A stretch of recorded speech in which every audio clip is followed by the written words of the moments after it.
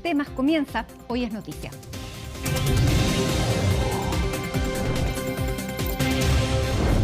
Bueno, y a esta hora vamos a revisar junto a Estefanía Bustamante cómo fue esta segunda jornada de formalización, en que un detalle curioso, y lo decíamos ayer, estaba de cumpleaños Luis Hermosilla, 68 años, cumple el día de hoy, por lo menos no lo va a poder pasar en su casa porque las cautelares se van a dictar el lunes. Bueno, no sabemos cuáles van a ser las cautelares, pero por lo menos hay una tranquilidad.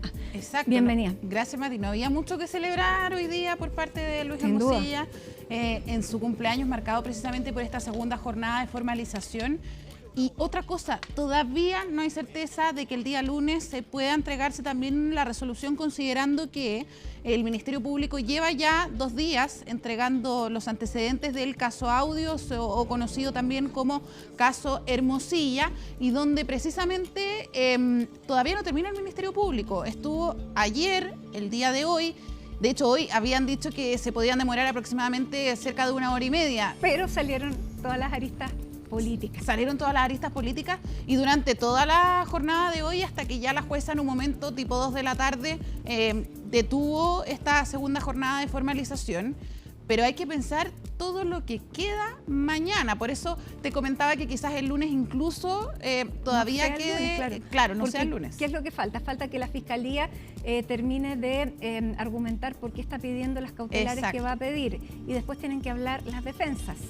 Todavía no, porque de hecho el Ministerio Público pidieron 1 hora para la petición de medidas cautelares y claro, en los inicios de las audiencias, para quienes finalmente no saben cómo se estructuran, está este punto donde se individualizan las partes al inicio y ahí uno entiende el orden también de quienes van a hablar o intervenir si así lo quieren hacer. Después del Ministerio Público, Consejo de Defensa del Estado. Ellos pidieron ya 1 hora para poder hablar. Sabemos que eso es siempre más.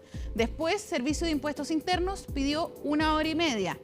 Después hay una querella que estuvo presentada por parlamentarios, el diputado Manucheri y también la diputada Daniela Chicardini, que ahí todavía no sabemos si es que ellos van a hacer una argumentación durante la jornada de mañana. Si hacemos el cálculo solamente con Fiscalía, Servicio de Impuestos Internos y Consejo de Defensa del Estado, ya tenemos 3 horas y media.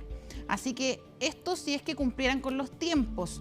Si es así, recién el lunes podríamos escuchar a las defensas, a la defensa de Luis Hermosilla, de María Leonarda Villalobos y Luis Angulo. Y ahí todavía nos queda periodo de réplicas, si es que hay, y después la resolución del tribunal. Así que por eso también podríamos estar hablando incluso del día martes, si es que el día lunes se deja para escuchar a las defensas, y puede ahí, por ejemplo, haber 2 opciones: que se haga un receso largo y que a eso de las 3 de la tarde se entregue la resolución, como por ejemplo pasó en el caso de Daniel Jadwe, o que ya el día martes se entregue solamente la resolución durante la mañana. Así que queda todavía, no se pronosticaba que la exposición del Ministerio Público fuese tan larga, en particular del fiscal de alta complejidad Miguel Ángel Orellana, que dio con un punto clave, quizás no un punto desconocido, porque todos sabíamos de los nexos que tiene Luis Hermosilla, pero lo grafica en la audiencia de formalización como una forma también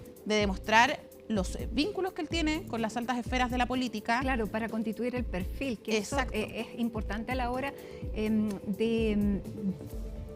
de configurar sentencias, de configurar, porque es distinto una persona que tiene cierta relevancia, y lo veíamos en el caso, por ejemplo, Torrealba, que fue precisamente por su rol de alcalde, por figura pública, que su pena o la prisión preventiva fue tan categórica por parte de la jueza. Exacto. Claramente uno podría preguntarse en su casa y decir, esto no tiene que ver con ningún tipo de delito, porque vamos a revisar los chats. Tenemos de hecho gráficas ahí preparadas para que las podamos ver. Pero claro, no hay un delito, pero lo que busca el Ministerio Público es precisamente hacer el perfil y finalmente argumentar ante el tribunal por qué es peligroso que esta persona, en particular Luis Hermosilla, a juicio de la Fiscalía, esté en libertad. Recordemos que se pide la prisión preventiva para él y 2 imputados más. Además, en un caso donde, cuando apareció este caso, muchas personas dijeron, aquí no va a pasar nada. Claro. Donde se está poniendo a prueba de alguna manera a todo el sistema de justicia, porque los nexos de Luis Hermosilla están por todas partes, por lo tanto no se esperaba que se llegara ni siquiera este punto, pero y todavía falta muchísimo más. Falta muchísimo más. No hay tampoco esto, importante siempre decirlo, no se trata aquí de una condena, ellos no quedan en prisión porque haya un grado de culpabilidad, sino que es por una medida preventiva que se toma finalmente mientras el proceso dura. Vamos a hacer un repaso también precisamente de las principales informaciones dadas a conocer durante esta jornada por la Fiscalía. Lo primero, un chat con Álvaro Jalaf y Luis Hermosilla. Vamos a estar ahí entregando... ¿Quién es Álvaro Jalaf? Claro. Sí, vamos a contar el contexto, pero revisemos antes el chat precisamente que lee el fiscal Miguel Ángel Orellana. Álvaro Jalaf, porfa, llámame. Tema Piñera.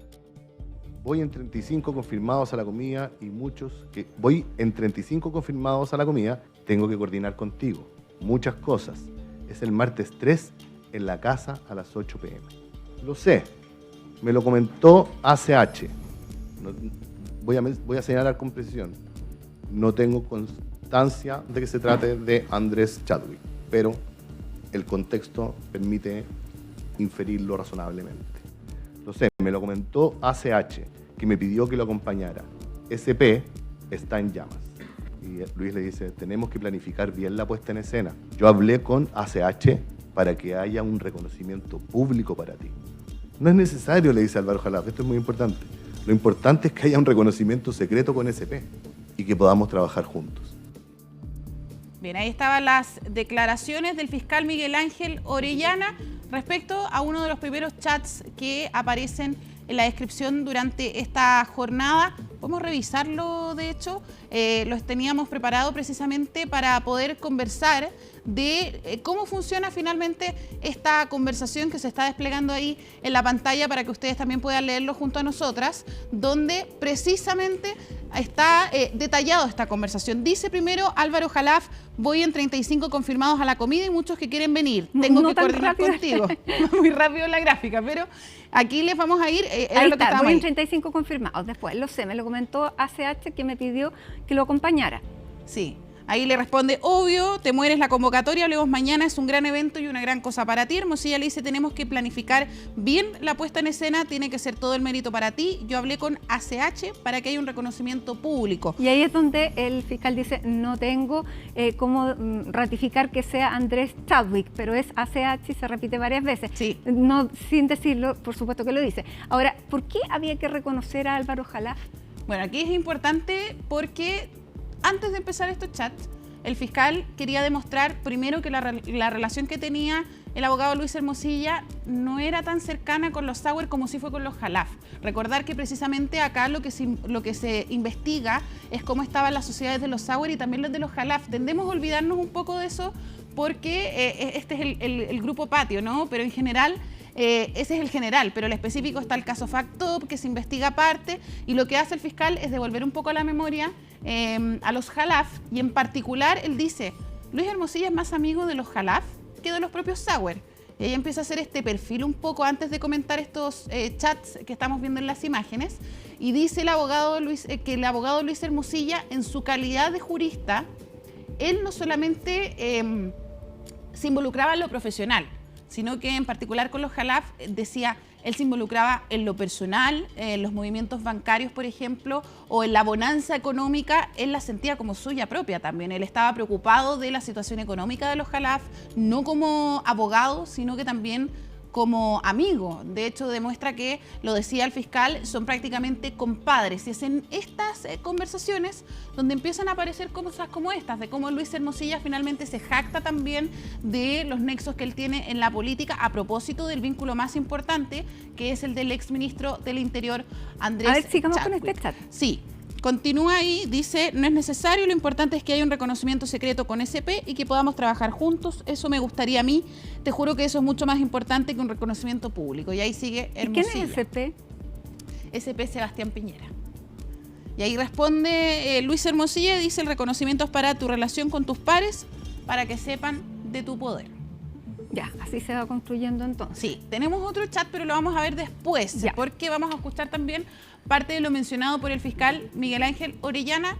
Otro mensaje, el involucrado Sebastián Sichel. Pasemos a revisar ahí las palabras del fiscal. Lo primero que hay es nombramiento, es la noticia del nombramiento del señor Sichel en el Banco Estado. Y esta noticia se la manda a Álvaro Jalaf, a Luis Hermosilla, y le pregunta, ¿esto es bueno para nosotros?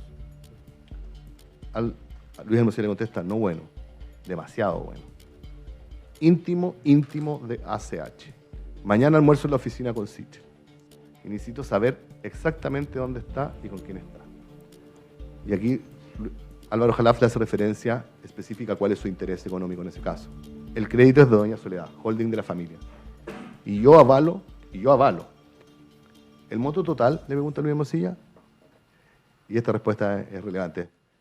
UF 350.000, 11 millones de dólares. Nada. Despleguemos también esta gráfica donde se habla cuál es el contexto. Nuevamente una conversación de Álvaro Jalaf con Luis Hermosilla y donde precisamente lo que se está conversando ahí es la noticia de que Sebastián Sichel es presidente del Banco Estado. Lo acaban de nombrar presidente del Banco Estado. Exacto. Claro. ¿Qué es lo que pasa ahí? Porque ahí, claro, uno en la gráfica ve, esto es bueno para nosotros, ¿qué era lo que estaba pasando? Álvaro le manda la noticia a Luis Hermosilla de que Sebastián Sichel era presidente del Banco Estado. Y ojo con esto, ¿qué es lo que responde Luis Hermosilla?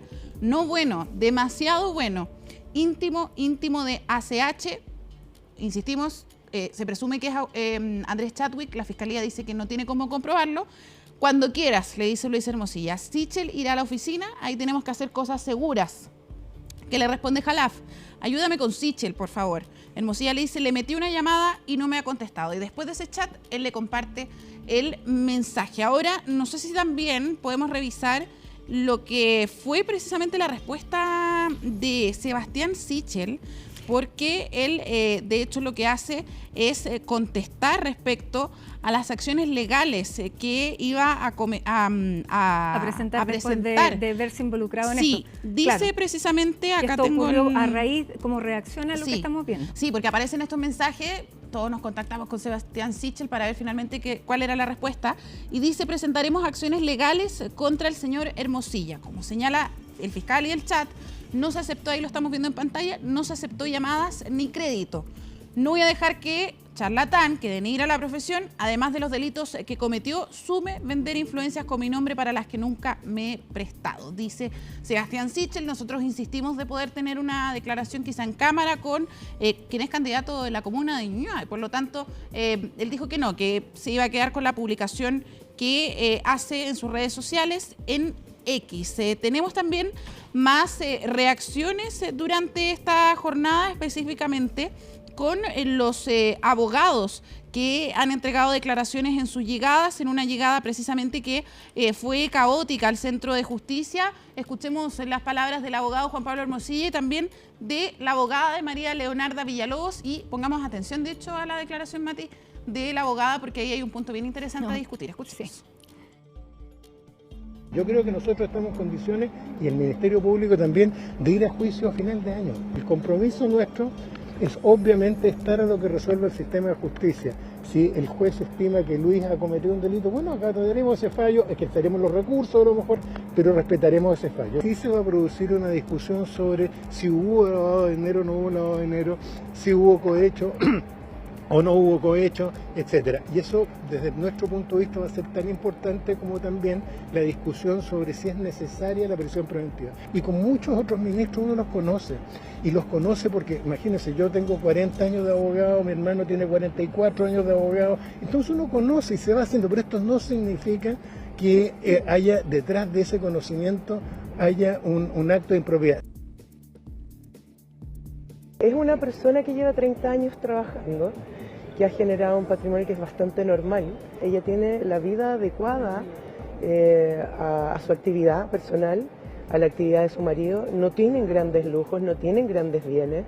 Nunca se cometió algún tipo de conducta en que se buscara eludir, ni que se buscara recibir beneficios, ni condonaciones. Aquí lo que se buscaba era pagar los tributos de los clientes, porque a eso se dedicaba ella. ¿Por qué se le paga a un funcionario entonces de servicio de impuestos para hacer esos pagos? Tiene que ver con el acelerar trámites.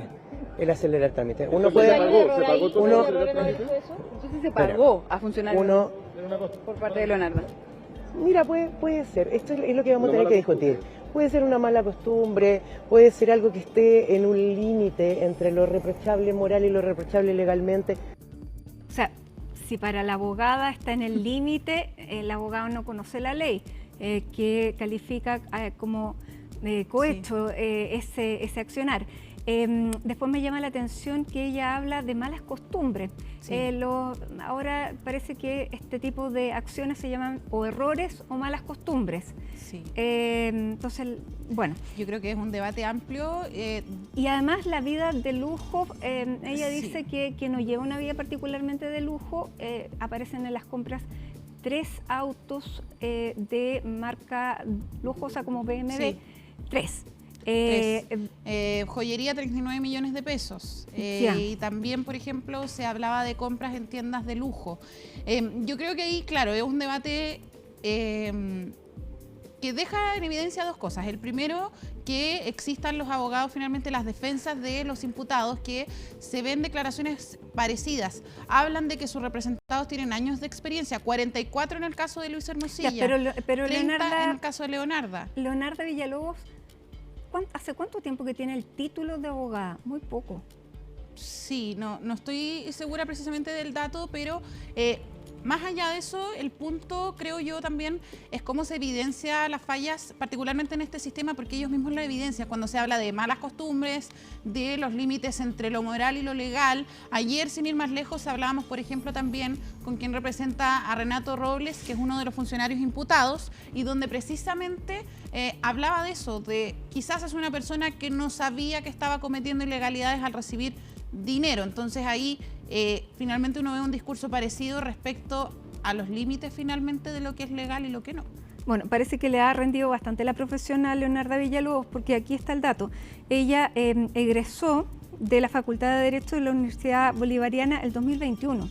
Entró a estudiar el 2016 y egresó el 2021. Bueno, es parte de los antecedentes también. O sea, lleva 3 años como abogada. Sí, y también, claro, impacta quizá un poco escuchar este tipo de declaraciones por parte de la abogada. El abogado Juan Pablo Hermosilla también hablaba un poco de cuestionar hasta dónde eran los errores, hasta qué punto era delito. Ahora, claro, se tiene que investigar. Ahora son malas costumbres.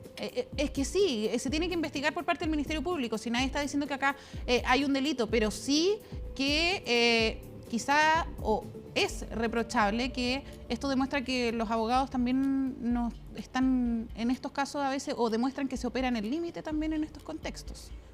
Claro, pero pagar, ella reconoce además, sí. Probablemente hubo pagos, porque hubo pagos, están los comprobantes, las cartolas de las cuentas de estos funcionarios públicos, los nombres de las empresas que hacían esos depósitos.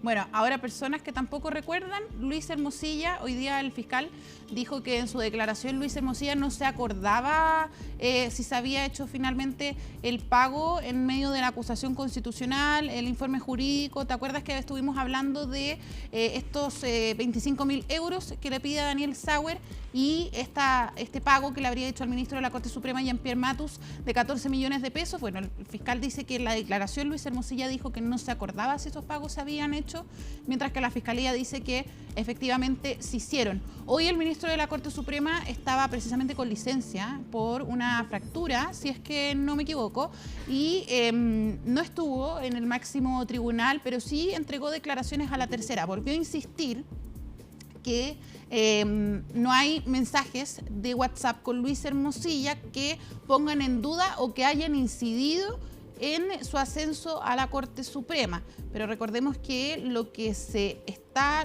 en cuestión por el Ministerio Público son estos pagos, que el pago que habría recibido Jean-Pierre Matus por recomendar a quien elaborara este informe en la acusación constitucional contra Chadwick viene de dineros fraudulentos. Lo que dice el ministro de la Corte Suprema, consultado por la Tercera, es que él desconocía que esos dineros tenían un origen malicioso.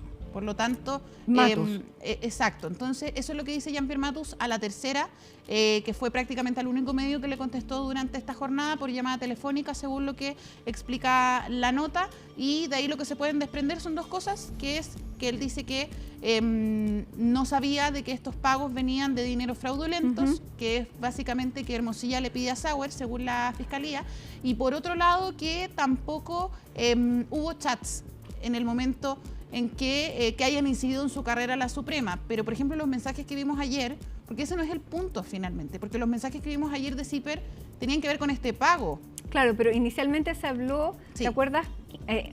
Mucho más atrás cuando aparecía sí. en chat donde se hablaba de nombramientos y de promociones. Bueno, ahí se mencionaba que también había influido exactamente en Jean-Pierre Matus. Sin embargo, y ahí es donde él dice no hay ninguna conversación vía chat por eso. Pero no dijo, pero podría haber de otras en otro tiempo. Claro, que él negó prácticamente toda la existencia de mensajes con Luis Hermosilla, o eso se daba a entender en sus declaraciones previas. Por claro, eso le faltó la parte lo que pasó ayer. O sea, por este tema no... Claro, por temas de platas que venían probablemente de un origen fraudulento, no, de eso sí. O de un pago, o de un contacto con un abogado. Además, es raro que se contacte a un abogado, un experto alemán para una defensa. Bueno, sí, cae ambos, que es el profesor y que supuestamente requería ahí un pago internacional que le pide Luis Hermosilla. Y 14 millones por hacer el contacto. 14 millones por hacer el contacto. También ahí llama un poquito la atención. Bueno, hoy día el ministro de Justicia habló particularmente del caso de Jean-Pierre Matus. Escuchemos también lo que dijo Luis Cordero. Entiendo que se refiere a las labores profesionales que el ministro Matus habría desarrollado en sus consideraciones previas como abogado, previo a asumir como ministro de la Corte Suprema. El Ejecutivo no tiene comentarios sobre ese punto, simplemente nosotros entendemos que esas son intervenciones que a él le correspondieron en su etapa previa a ser ministro de Corte, y hasta ahora también entendemos que la forma en que él ha participado en esa investigación es como testigo en el contexto de la investigación del abogado Hermosilla. Nosotros creemos conveniente distinguir los ámbitos que se han divulgado y que no corresponden al desarrollo de su función jurisdiccional, que es algo que a nosotros nos debiera principalmente preocupar. Ahora seamos bien claras.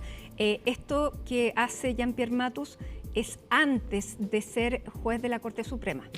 Sí, no, que eso está claro, sí. Es antes, y por eso también el propio ministro del máximo tribunal ha tratado de hacer esa distinción, pero claro, ahí está el punto de que él descarta estos chats con Luis Hermosilla, pero sí había mensajes relativos a este contacto que hace con este jurista alemán para la redacción de la acusación contra el exministro, que finalmente es aprobada en el Congreso. Ahora, solamente ahí recordando un poco lo que había dicho el ministro de Justicia, lo dijo al principio y lo dijo al final, que esto iba a abrir una caja de Pandora, y yo creo que hoy día lo vimos durante la mañana con la exposición del fiscal, que trató de poder retratar cómo operaba políticamente el abogado Luis Hermosilla con sus nexos y cómo lo usaba con sus clientes, en este caso los Jalapa. Porque en todos estos chats que se dan a conocer no hay delitos. O sea, no. Hasta lo que vemos ahora, si esto fuera tal como se está viendo, no habría nada reprochable, sino que se configura la red de personas. Por eso todavía falta mucho por conocer. Exacto, y de hecho uno de los puntos era precisamente ese, desde la Fiscalía,